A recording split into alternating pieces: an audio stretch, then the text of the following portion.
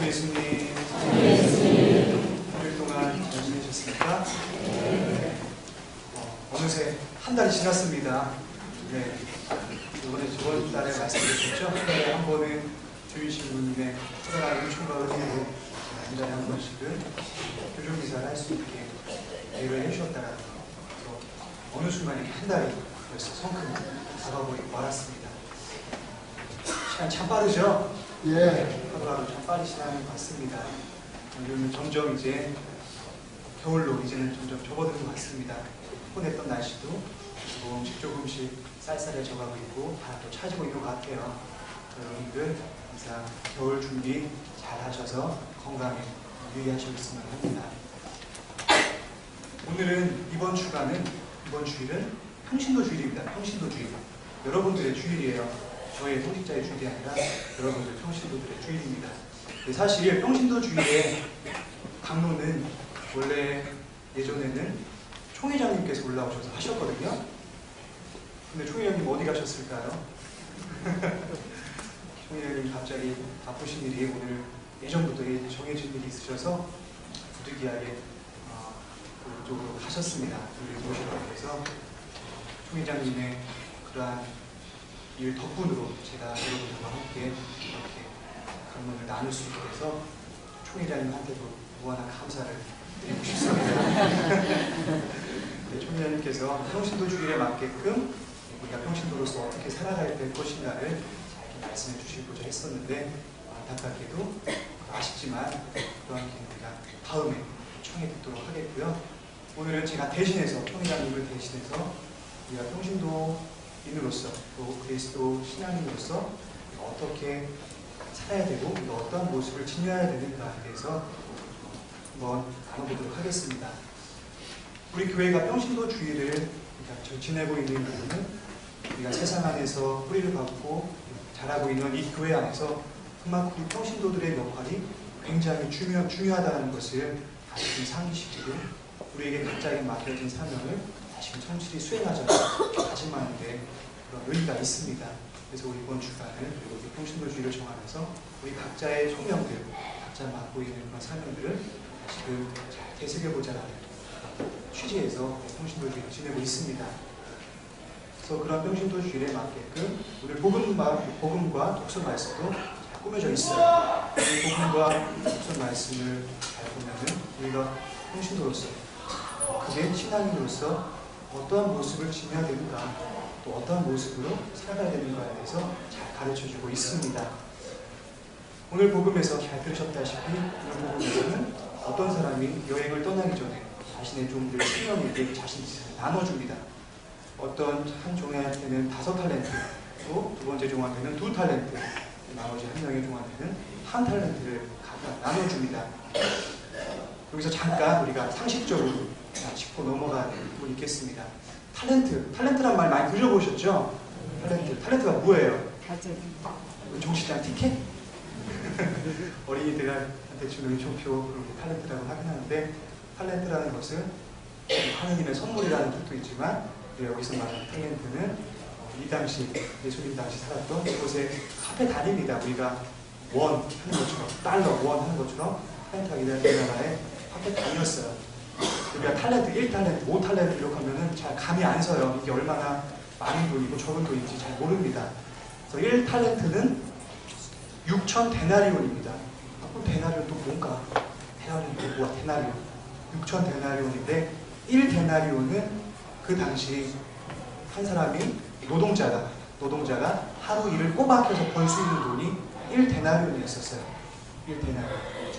한 사람이 하루 꼬박 일을 해서 벌 수 있는 돈이 1데나리온입니다. 그러면 1탈렌트가 6천 데나리온이라고 했으니까 노동자가 6천 일을 해야지만 6천 데나리온, 즉 1탈렌트를 벌 수 있는 거예요.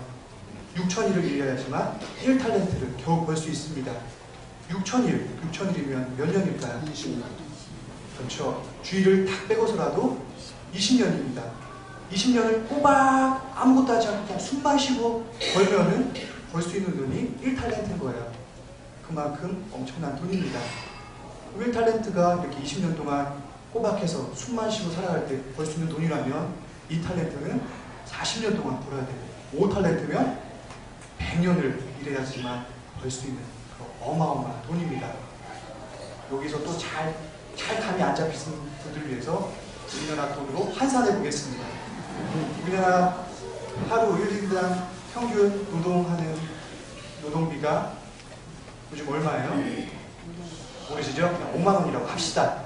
우리가 계산하기 쉽게 5만 원이라고 합시다. 평균 하루 일해서 벌 수 있는 돈이 5만 원입니다.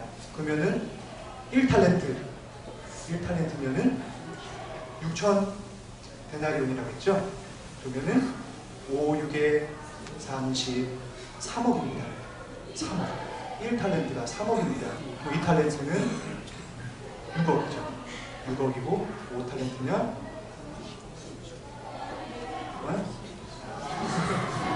15억이죠. 15억.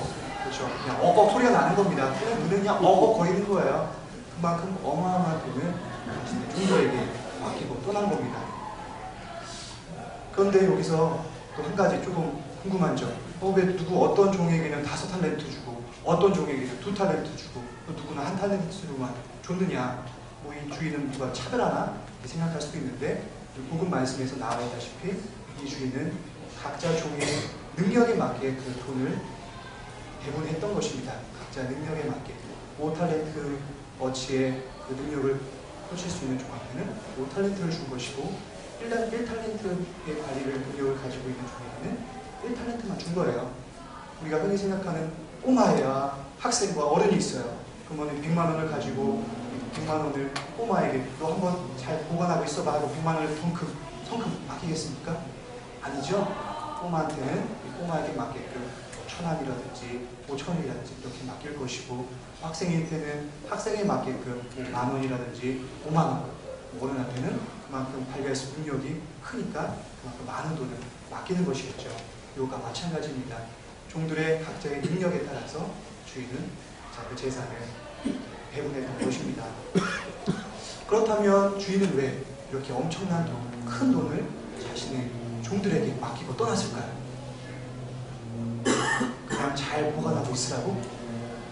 아니면 이 종들이 내 돈 떼먹나 안 떼먹나 한번 시험해보기 위해서? 그건 아닙니다. 우리는 이 주인이 왜 종들에게 돈을 맡겼는지 그 이유를 한번 자세하게 한 번 더 생각해 볼 필요가 있습니다. 주인이 분명 이러한 큰 돈을 종들에게 맡겼던 것을 분명히 어떤 의도가 있었기 때문입니다. 주인이 종들에게 이러한 돈을 맡겼던 이유는 이 돈을 가지고 내가 없는 동안 이 돈을 가지고 너희들 각자 나름대로 잘 사용해서 활용해 보라고 맡긴 겁니다. 그래서 이 돈을 얼마나 성실하게 잘 활용하고 있는가 하는 것을 보기 위해서 이 종들에게 이렇게 맡겼던 것입니다. 이 돈을 받은 종들은 어떻게 했습니까? 복음에서 들었던 것처럼 5탈렌트와 5탈렌트와 2탈렌트를 받은 종은 곧바로 가서 어떤 일을 해서 장사를 해서 그 받은 돈의 2배 소익을 벌어들입니다. 5탈렌트를 받은 종은 10탈렌트를 벌고 2탈렌트를 받은 종은 4탈렌트를 더 벌어들입니다. 이익을 남겼다는 것은 그만큼 커다란 이익을 남겼다는 것은 자신이 맡겨진 임무, 자신에게 주어진 임무에 최선을 다해 노력했다는 뜻입니다. 하지만 그들이 얼마나 많은 이익을 남기지 못했느냐 하는 것은 사실 주인에게 있어서 중요한 것이 아니었었습니다. 그보다 더 중요한 것은 그들이 주어진 임무에 얼마나 성실하게 활용했는가 하는 것이었습니다. 주인은 많은 이익을 남기는 것보다 주어진 여건에서 성실히 노력함으로써 주인의 본분에 얼마나 충실했는가를 더 중요하게 여겼던 것입니다. 그런데 반면에 1탈렌트를 받은 종은 어떻게 했습니까? 그 돈을 땅에다 묻어버립니다. 사실 돈을 땅에다가 묻는 것은 당시 돈을 가장 안전하게 보관하는 방법이었었어요. 우리가 옛날에는 뭐 은행이나 뭐 그런 것이 없어서 가장 큰 돈을 보관할 수 있는, 안전하게 보관할 수 있는 방법이 땅에다가 묻어두는 것이었습니다. 그래서 누군가가 그런 사람에게 돈을 맡겼을 때 뭐 집에 보관하거나 몸에 지니고 있다가 잊어버리면은 그 돈을 당연히 갚아줘야 됐었지만 남이 나에게 맡겼던 돈을 땅에다가 보관하고 있다가 잊어버리면은 그 돈은 갚아줄 의무가 없었습니다. 그게 그 당시 법이었었어요. 왜냐하면 가장 안전한 수단이었기 때문에 그만큼의 어드밴티지를 줬던 겁니다. 우리나라도 뭐 이런 말 있잖아요. 뭐 땅 파봐라 돈이 나오나 그런 말 있잖아요. 이 당시 땅 파면 돈 나왔습니다. 여기서. 우리나라도 간혹 그런 뉴스 들었었잖아요. 마늘밭에서 돈 나왔던 그런 사건들. 땅 파면 간혹 돈이 나올 수도 있습니다. 노래 어렸을 때 돈 받으면은 놀이터 그냥 구석에다가 몰래 숨겨놨던 비상금으로 숨겨놨던 기억이 납니다. 그만큼 땅이라는 것은 가장 안전하게 보관할 수 있는 장소였던 것입니다. 그래서 이렇게 땅에다가 돈을 묻어둔 이 종은 주인의 돈을 잘 보관했다라는 점에서는 아무런 문제될 것이 없어 보입니다. 하지만 그것은 주인이 의도했던 뜻하던 바가 아니었었죠. 이 종들도 다른 종들처럼 주인이 맡긴 탤런트를 가지고 장사를 하든지 무엇을 하든지 간에 활용을 했었습니다. 설령 어떤 장사를 하거나 투자를 해서 실패를 해서 쫄딱 망했다 하더라도 주인이 맡겼던 그 한 탤런트를 모조리 다 잊어버렸다고 할지라도 그 돈을 활용하라는 것이 주인의 뜻이었지만 그 종은 그러한 주인의 의도를 알아차리지 못했던 것이죠. 바로 이것이 이 종의 잘못이었습니다. 자신에게 1탤런트를 맡긴 주인의 의도를 정확하게 파악하지 못했을 뿐만이 아니라 맡겨진 탤런트를 고의로 묵히고 썩혀버린 그런 잘못을 저질렀던 것이죠. 그래서 그는 주인의 분부를 따르지 않고 주인을 위해서 적극적으로 충성과 봉사를 다하지 않았던 겁니다. 자, 이제 먼 길에서 주인이 돌아옵니다. 돌아와서 종들하고 세무하기 시작합니다. 그래서 5탤런트와 5탤런트와 2탤런트를 받은 종들은 주인에게 와서 주인님이 맡기신 돈으로 잘 활용해서 보십시오. 5탤런트, 2탤런트를 더 벌었습니다. 2배를 더 벌었습니다. 하고 자랑스럽게 주인 앞에 내놓습니다. 이러한 두 종의 모습을 본 주인은 굉장히 그 두 종에게 만족해하면서 정말 커다란 칭찬을 합니다.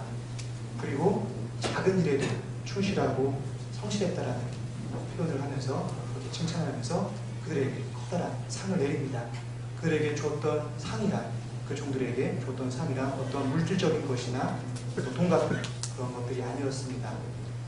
주인이 성실한 종들에게 내려줬던 상은 지금보다 더 큰 일을 맡기는 것이었습니다. 나에게 주어진 지금에 하고 있는 일보다 더 중요한 일, 더 큰 일을 맡기는 것이 그 종에게 큰 상이었던 것이죠. 하지만 이것보다도 훨씬 더 큰 상이 있었습니다. 무엇이냐? 주인이 말씀하셨던 대화에서 우리가 알 수 있습니다. 주인은 내가 너에게 큰 일을 맡기겠다. 그리고 그 뒤에 와서 네 주인과 함께 기쁨을 함께 나누자 라고 말을 합니다. 주인과 함께 기쁨을 나누는 것, 이것은 주인과 종이 하나가 됐다는 의미로, 다시 말해서 이제는 주인과 종과 주종의 관계가 아니라 이제는 주인과 친구의 관계, 그런 동등한 관계로 이 종의 신분이 승격됐다는 것을 의미합니다. 이거는 종의 입장에서는 그 어떤 상보다 가장 값지고 커다란 상입니다. 이러한 엄청난 상을 성실한 종에게 내렸던 것이죠. 사실 주인에게 있어서 종에게 보기에는 5탤런트와 2탤런트는 어마어마한 돈이었지만 사실 주인에게 있어서는 굉장히 작은 일이었습니다. 그래서 주인이 말하기를 네가 작은 일에 성실하였다. 주인한테는 그 탤런트들은 정말 자그마한 일이었습니다. 하지만 그러한 작은 일에도 성실하게 충성하는 모습을 보였던 종들에게 왔던 결과는 주인과 동등한 입장으로 승격됐다는 커다란 은총의 선물이었었습니다. 하지만 반대로 1탤런트를 받은 종은 주인을 심지도 않은 데서 거두고 꾸리지도 않은 데서 모시는 분이라고 여기고 있었습니다. 그래서 그는 주인을 너무나도 엄격한 사람으로 생각해서 혹시나 자신이 장사에서 실패하면 어떻게 본전도 돌려주지 못할까, 그러면은 주인한테 엄청나게 큰 벌을 받을까 두려웠던 것이죠. 그래서 그는 주인이 맡긴 탤런트를 잘 활용하지도 못하고 두려운 마음에 그냥 땅속에 숨겨두었던 것입니다. 그것이 가장 안전하게 돈을 보관하는 것이라고 여겼기 때문입니다. 그래서 주인의 원금을 아무런 손해도 끼치지 않고 잘 보존했다고 하면서 주인에게 다시 돌려줍니다. 그는 주인이 탤런트를 잘 보관하라고 맡긴 것이 아니라 그것을 성실하게 잘 활용하라고 맡겼다는 것을 끝까지 알아차리지 못했던 것이죠. 주인이 돈을 맡겼을 때는 그 돈에 대한 책임과 의무가 주어진다는 사실을 깨닫고 자기의 것처럼 성실하게 애정을 갖고 그 탤런트를 활용했었어야 했었습니다.